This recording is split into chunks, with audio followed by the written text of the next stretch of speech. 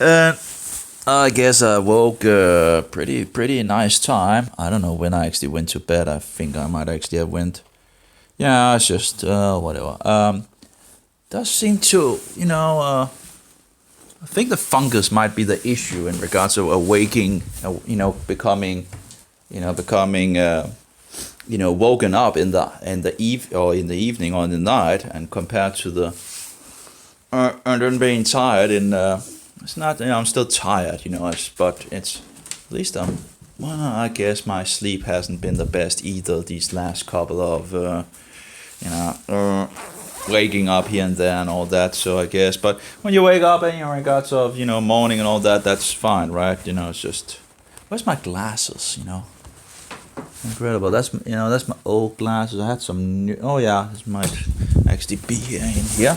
So I was, in regards of getting all the beast, of course, is a Roman beast, but it consists of the three other. It has features of the other three beasts, and I should actually have been polished, and that's of course interesting, And I've looked into. Mithraism seems to be coming from Persia, which, would, in regards to Medo Persia, right? That seems to be pretty agreeable. And I've even seen a source that, Roman Catholicism is more Mithraism than it actually is Christianity and all that. I think, I can't remember the quote overall, but it's like, so they apparently took a lot of the things from Mithraism as well. So that might actually be the link in regards of the beast having, Medo-Persian things in it. And then, of course, we have some, of course, the Greek seems to be the, in some sense, the easiest thing, because we know that going to Greek, Greek pagan philosophers like, what is it called? Aristotle's, in regards to the false cookie Jesus, to try to explain the cookie transubstantiation bullshit and all that. And then, so that would be the Greek part of the beast. The Medo-Persians I had a little more, but I think, more difficult with, but I think that actually goes back to Mithra, and where you have all the Sunday thing, and of course paganism is all over, right? It's like it goes from one place to another place, and then sometimes come back, evolved a little here and a little there and all that bullshit. But overall, it's what shall we say? It's yeah, I guess it makes sense if Mithra actually comes from Persia. And then we have the Sunday bullshit, and we have Christmas bullshit, because Mithraism is in regards of worshipping the solar deity. Now, in regards of Babylonian, I'm like, that seems to be a lot of things that, agreement with that. There's a Babylonian aspect to the beast as well. And I'm still trying to figure out overall how that works out, but I think I found some links, overall. And of course, it seems like people are, that's what they go after, right? In regards of Babel or Babylon and all that. But I'm not entirely sure that. Some of the things that, some of the things are coming from the Seventh-day Adventist, and I'm not, there's some, I think there's some issues with some of it, you have to be careful. So just taking there we go. But yeah, it does seem to, I'm looking at this one. That's actually a pretty good image of the thing itself. Let's see here.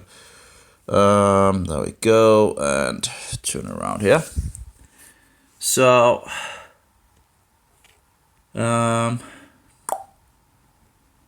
so there we go with the image, and apparently this is said to be Shamash. I'm not entirely, but he has these things which Easter as well has. She has like two in her hands. Sometimes, oh, my computer is very hot. See if I can, turn that on without actually it making too much noise. Oh, it's broken. The fan is broken. So, but the computer is pretty hot. Anyway, And that's the problem, of course, with the keyboard, because when the fan stops working, they apparently have made the keyboard to break as well. I've had at least 2 keyboards break. I think 2 keyboards, and it's just too expensive to buy another keyboard. Just incredible. But why make something that can break? If the rest seems to work without the fan. Now it might become a little slow and all that, but anyway.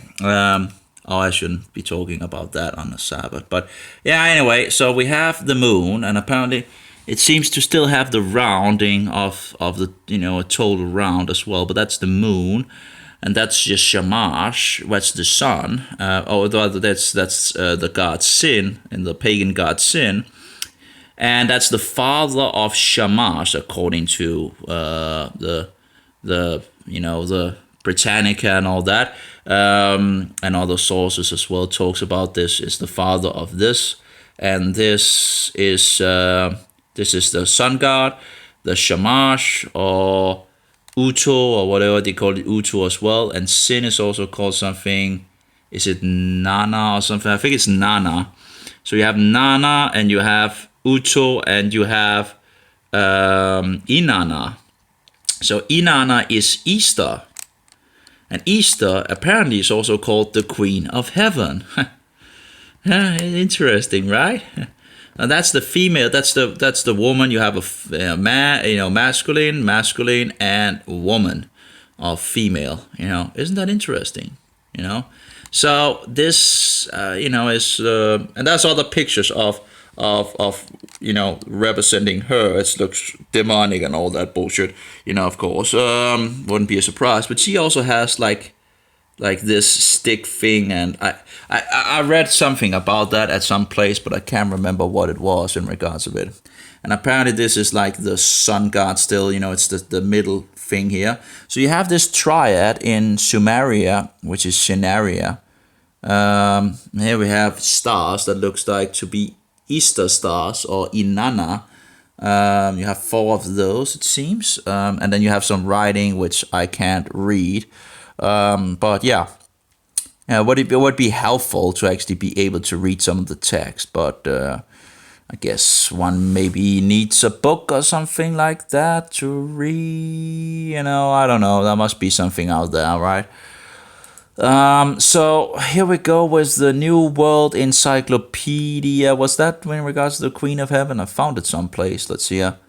No, this is just more information on. I found it someplace in regards of being the Queen of Heaven. Let's see here. No. Justice of the Underworld. Well, what's the Queen of Heaven aspect? I haven't. There's a lot of them I haven't really looked into, but I found the Queen of Heaven. That. What does the Roman Catholics call so-called Mary? Well, the Queen of Heaven, right? And of course we know in regards to the Bible that the Queen of Heaven is a no-go. God talks about that, and He rebukes them. I can't remember the whole story, but they're worshiping this Queen of Heaven. But anyway, let's see here.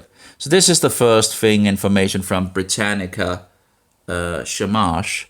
And we have Shamash, Akkadian, and Sumerian is Uto. And there are some sources that, in regards of the, that it turned to the word Shamash apparently in the, whatever. Anyway, so we have Shamash, which Sumerian Uto in Mesopotamian religion, the god of the sun, who with the moon god Sin, Sumerian name Nana, and Ishtar, Sumerian Inanna, and also seen where they actually, I saw a video where they just said Nan and not Nana, but anyway, it's written Nana. So Inanna or Ishtar, we keep Easter, right? Or, that's, Roman tradition and not in regard to the Bible. But anyway, the goddess of Venus. So that's Venus. So we have this representing the sun and moon and Venus, And that was it was part of an astral triad of divinities. Shamash was the son of Sin. So we have the sun being the solar deity, being the son of of the moon, apparently, according to this. So it goes on in regards to, but we pretty much talked about that. But I want to find the thing, maybe it was Wikipedia. Yeah, here we go. So Utu, and Utu is another name for Shamash. And it says, this article is about the Mesopotamian sun god, solar god. For other users, see Utu disambiguation. Shamash redirects here for the synagogue role, see Gabbai. Oh, so it might have a synagogue role as well. Of course, they have in regard and for the use in Hanukkah. Menorah, oh my. Hanukkah, see menorah, lightning, not to be confused with Utu. Okay, so they say it shouldn't be confused with Utu. Well, the problem is, could there actually be a link, So I see Gabbai, Hebrew, also known as Shamash, sometimes spelled Shamash or Panas or Varden. UK, similar to church warden, is a beadle or sexton, a person who assists in running the synagogue service in some way. Oh, well, I guess it's not really, or maybe, I don't know. I don't know why they, for the synagogue role, see Gabbai. How it's, so the Shamash should be here, right? Shamash. Also known as Shamash. Okay, so a Gabbai. So this is also known as the Shamash. Well, again, I wonder if there's actually a deeper meaning into that, because again, the Jews turned away from their God. They rejected Yeshua and, persecuted the believers. See, in some part of the world, the Gabaim wear special clothing in Anglo Jewry. For example, Gabaim in some synagogues movement have traditional worn top hats, and where there is a Shamash, he may wear canonicals or whatever. Where there is a Shamash, he may, okay, or whatever. Not sure what it's all about, but anyway, let's go to Utu again. So Utu, here we have the picture of these three gods. Some of the images, because there's lots and lots of images of these gods, it's full of them. So you begin to, you see some of the images and you begin more. You also have what is looking like a flute-to-lease. And I remember, seeing it in Jerusalem on one of their old coins. So that seems to be before the French, used the flute-to-lease, right? And then it's like, it's just called the flute-to-lease. But I'm thinking maybe it's actually related to the pagan trinity, You see those three, right? And just besides it is this, triad thing, at the point. Anyway, I don't know, but it's interesting nonetheless. It seems to go back to, the beginning of civilization, which we, of course, we know is in regards of Shinarian or Sumerian. They call it Sumerian apparently, and they say it should have been. I've seen sources where they say it should have been Sumerian, but they made a little mistake, so they're calling it Sumerian. But in regards to the Bible, it would be Shinar, so Shinarian. So anyway. So Utu later worshipped by East Semitic peoples as Shamash, or Shamash. So Utu later worshipped by East Semitic peoples as Shamash. And Semitic, that would, I guess, in regards of the Shem, was the ancient Mesopotamian sun god, god of justice, morality, and truth, and the twin of the goddess Inanna. So according to this, and I'm still trying to figure that out because it doesn't seem to, but apparently they say it's the twin of the goddess Inanna, a twin. So we have a twin, but it's a male. So I guess you can you have a twin that is actually male and female? Let's see, twin, opposite sex. I wonder. Why the same? No, twin, opposite sex. Can you actually opposite sex twin? Identical twins with the male patients whose twin was female. So I guess it seems to be maybe possible. I don't know. Any case, let's go back here. Okay, so No, that was wrong. Oh, there we go. So Utu, later worshipped by East Semitic peoples as Shamash, was the Mesopotamian sun god, god of justice, morality, and truth, and the twin of the goddess Inanna, the queen of heaven. What did you say? The queen of heaven? Yeah, the queen of heaven. So there you go, the queen of heaven. Of course, there's a link for the queen of heaven. Now, of course, we have biblical things, in regards of the queen of heaven, and God doesn't like it, and here we see a link in regards of so-called Mary, which they say is an everlasting virgin, which is utter bullshit. But anyway, calling her queen of heaven. His main temples were in the cities of Sippur and Lhasa. He was believed to ride through the heavens in his sun chariot. I wonder if that had 4 horses, because that seems to be one of the things that the sun, or the pagan deity. Okay, here we have 1 horse, and this, as I understand, is actually from my place in regards of Norwegian. What do you call it in the, in Scandinavia? So here we go with a star, which seems to actually, that would probably go back to Easter again. But, at least the Easter star seems to have 8. We have Isis bearing her solar disk and horns and nurses her infant Horus bullshit and all that. And you can see the disc, on top of her, as I understand it, representing the sun, So it's all, bullshit, sun worship that we go with behind the, and of course that's the same with the Catholic Church, putting the sun disk behind so-called saints and all that. Here we actually have more horses than 4, but in regards of Rome, it seems like 4 horses was in regards of, like this. This is from Rome, I think. Sol or Apollo or Helios. So they fix Sol with Apollo and Helios, and that would probably also be Mithra, because Mithra is also a sun god. But here we have in regards of Apollo or Helios, and Helios, I think, and here we go with a picture of Helios, 4 horses, In ancient Greek religion and myth is a god and personification of the sun, often depicted in art with a radiant crown and driving a horse-drawn chariot through the sky. Anyway, we have Apollo as well, but okay, Apollo apparently, okay, yeah. So again, you can link all these, Helios, Apollo, Mithra, and Sol Invictus, and I've seen a source, at least one source, that talks about that Sol Invictus was like a ecumenical term, like Sol Invictus, so every sun worshipping, could, come under that. So Mithra is pretty much Sol Invictus, and it seems like that other deities, there might have been some variations, but overall they, were worshipping the sun, on the, on the winter solstice and all that.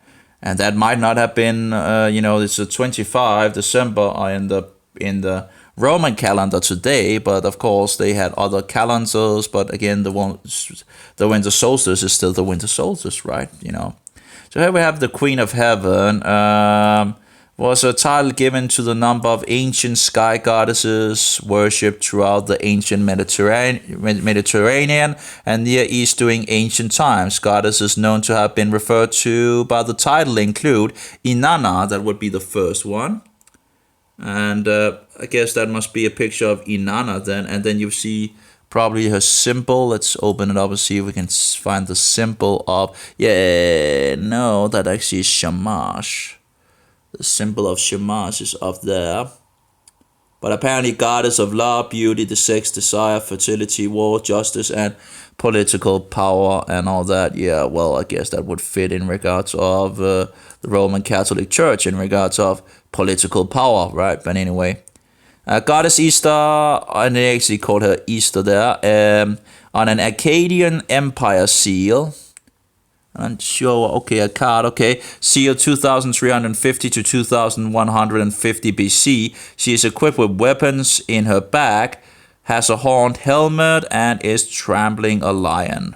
Okay, and we have Shamash, it seems, up here. So that's the sun god and all that. So again, they're depicting, the gods with, and planet Venus, that's the planet she has. But she's one of the parts that is in this pagan trinity. And apparently here we have equivalents: Aphrodite, Stuka, Astaroth, Ishtar. So we see, like, in Greek, equivalent is Aphrodite, and Hinduism is Stuka, and Canaanite is Astaroth, which is actually in regards, isn't that in regards of the, the pillar they made or something like that?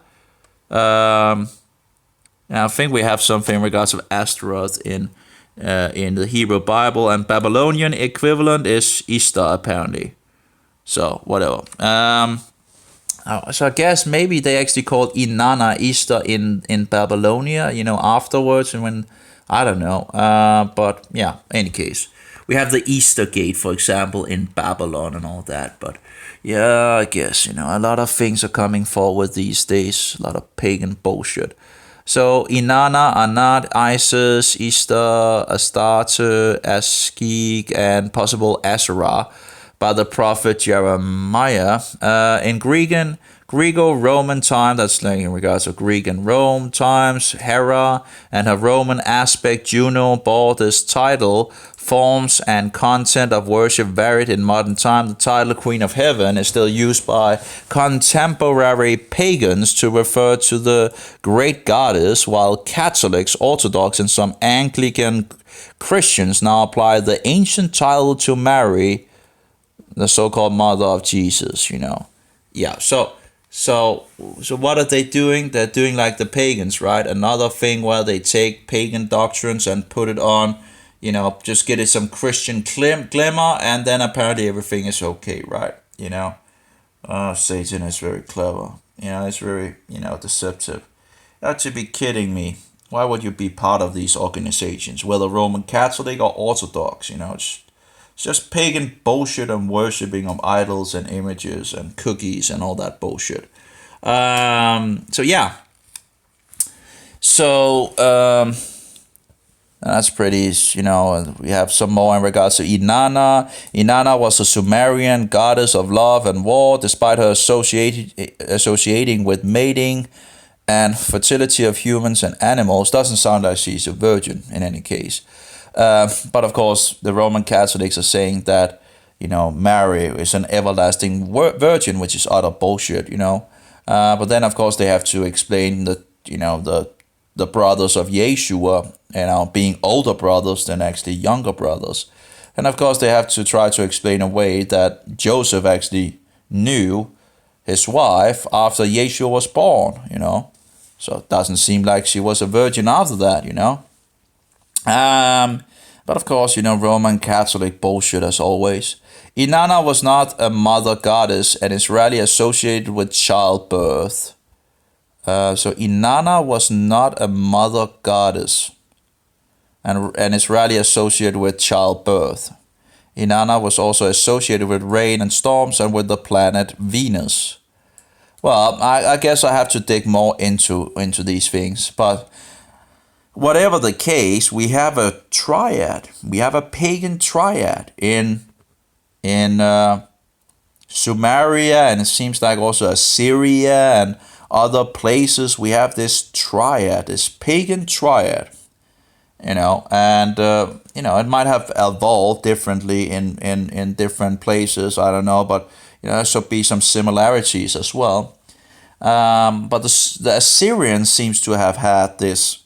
I've seen a picture of where it's Assyria, and you have the three same symbols.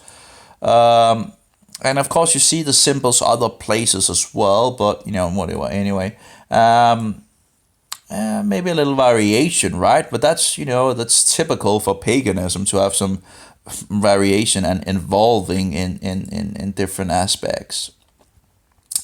Although the title of Queen of Heaven was often applied to many different goddesses throughout antiquity, Inanna is the one to whom the title is given the most number of times. In fact, Inanna's name is commonly derived from Ni-Anna, which literally means Queen of Heaven. Oh. So that's the real Queen of Heaven, I guess, then. Nin Ana, which literally means Queen of Heaven. Well, there we go with the source, right? Let's just go back to the very source in regards of, the beginning, right? And it seems like the scholars have understood that this is the beginning of civilization, as the Bible, of course, says. But now they're going, a lot of these scholars are going and saying, well, the Bible copied, the information that is in it from, these old civilizations and all that. Yeah, it's incredible, because they see the parallels, there are some variations and all that, but, I'll just stick with the Bible, okay? Because you do know that Moses had contact with God, God, he was speaking to Moses, right? Face to face, right?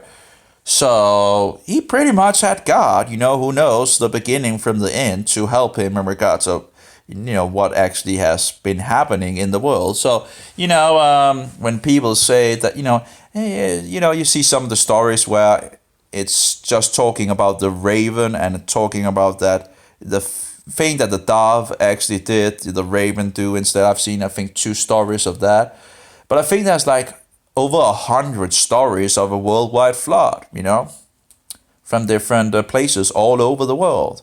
Now there are some variations, but there are also some similarities. Now why would that be, Maybe because at the Tower of Babel or Babylon, they were divided into a lot of nations, and 70, I think it was. And the story then, went in different directions with different variations and all that. And, maybe it's because they knew there was a flood. Now, of course, we also see, clay tablets which talk about the flood as well in regards of, reading the things that was from before the flood. I can now, some guys saying that I can now read the text from before the flood. It's like, okay, yeah.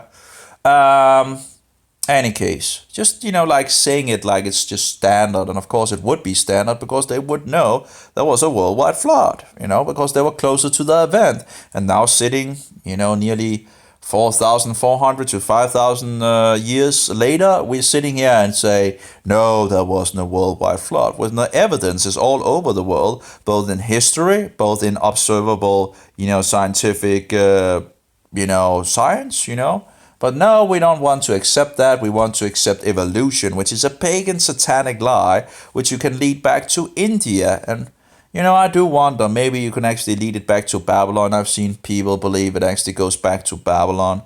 I don't know, but at least you can lead it back to India, and then you have the Greeks that picks up on it, and the Romans, and then Darwin makes it popular in the Western world and all that. But it was pretty much nothing new. If you actually just go to India and all that, they still have this belief. I think it was 2 million. It's only 2 million, of course, but it's still, we put more and more years in the West on this theory and all that. I think it was 2 or 4 million. I think it's 2 million that, if you search on the information, you should be able to find. I think it's around 2 million they believe, which is a lot less than 13.8 billion years. But again, pagan, the pagan idea has evolved, It's utter bullshit, In ancient Sumeria, it comes from the words Nin, meaning lady, and An, meaning sky. So we already learned some Sumerian apparently. So Nin, meaning lady, and An, so Nin Anna, I guess, how would you then say it? Would you say Nin Anna or Ninana? I don't know. Sometimes you actually, sometimes even if it's 2 words, they get into each other. Like, so maybe you do actually say Nin Anna. No, they actually fix it up like Nin Anna or Ninana. I would have thought it would be Ninana. But they fix it up here is like Nin Anna. No, who knows? but we know that sometimes when words, get together, sometimes they, so I don't know how but anyway, Ninana or Ninana, any case.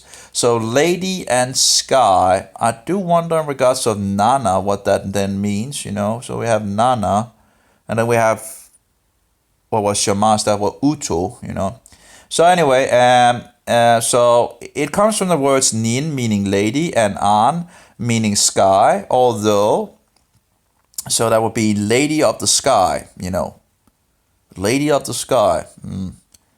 I remember correctly, the Jesuits was in the beginning known as the Knights of Mary, So although the cuneiform sign for her name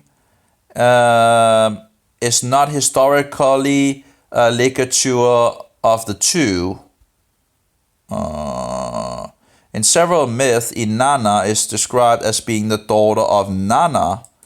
Okay, well so we're getting in several myths. Now, of course, just because they are, they're linking things together is, there might be some variations going on in the world, at that, as long as Satan is worshipped, Satan doesn't really care what you believe, pretty much it seems. Well, it's not entirely true because, of course, he, for example, Roman Catholicism, have attacked a lot of other pagans, and if they would not come in to the Roman Catholic Church, they might be slaughtered and all that. So that's not entirely, so there are some, like Mithra, or the Mithrans, they were also, as far as I can see, forced converted into the Roman Catholic Church. And if they wouldn't come into the church, they would be killed, They're persecuted like the Christians, the real Christians. There's a lot of things happening in the 4th century that is very interesting, and I would really like to see more information on that period, because a lot of things are happening. You have Mithraism coming into the church. You have sun worship. You have the high pagan priest of sun worship, Solar Invictus. In regards to Mithra, Solar Invictus, that's Constantine. You have the high pagan priest, leading the, and calling the Christians together and all that. And you have the Sunday bullshit, the Easter bullshit, Roman pagan traditions and all that. And yeah, I'm not saying that everything was bad. You still have in regards of the Father, the Son, and the Holy Spirit, in regards of the Council at Nicaea. That's, I can't see anything wrong with that. But, there's a lot of other issues in regards of the Council of Nicaea and all that. And then, of course, persecution of, Christians just because they don't want to be part of this Roman Catholic maniac institution. And, of course, the Mithrans also. But, of course, here we go with the winter solstice as well, where Rome, where Christmas comes around in 300 and something, can't remember the exact date. In Rome, they just, apparently to help the pagans to convert into the church. And of course, then Sunday bullshit as well, right? And we want to get away from Jewish things, right? Which Yeshua was a Jew, wasn't he? Yeah, he was. Anyway, we don't want to go to Judaism. We want to go to the Bible, because Yeshua was trying to get the people back to the Bible, not all these man-made doctrines. He was breaking he was pissing the Pharisees off and the leaders of the Jews, he was pissing them off at every instant that he could, it seems, in regards to that man-made bullshit, Anyway, we have a problem, Houston. We don't have much battery. Anyway, in several myths, Inanna or Anna, or was like Nin. What they have Nin, Anna, but it's actually Inanna. Why does they say, why don't they have the N in front of it? Apparently it's just Inanna, but it comes from the words Nin, meaning lady, and An, meaning sky. I guess it must still be Inanna then. So Inanna, I in the beginning and Inanna, I don't know. Inanna is described as being the daughter of Nana, and there we go with the Nana. That's also the father of the sun god or the solar deity. And actually, I think we have a picture here of so we actually have pictures of all of these, these pagan gods as persons, apparently. Yeah, that seems to be that. I guess that must be Nana with a weird hat on. I'm not sure about that. The symbol is there. So we have the symbol of Nana up there, and that's the guy.